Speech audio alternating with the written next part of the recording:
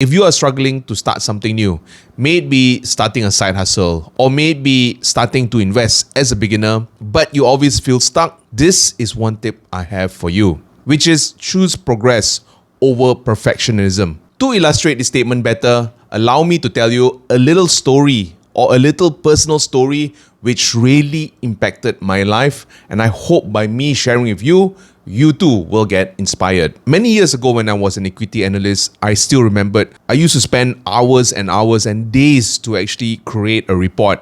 I still remembered I would used to look at the financials of the company. Next, I would look at the management of the company just to see whether the company has a high probability to appreciate in price. Needless to say, I would cover every small detail and I was a little bit of a perfectionist. That being said, however, on a downside, it used to take me a long time to produce a report.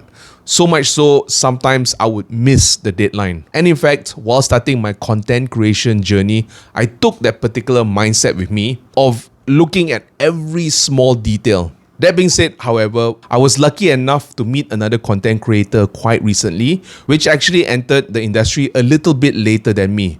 But he grew 100 times faster than I did.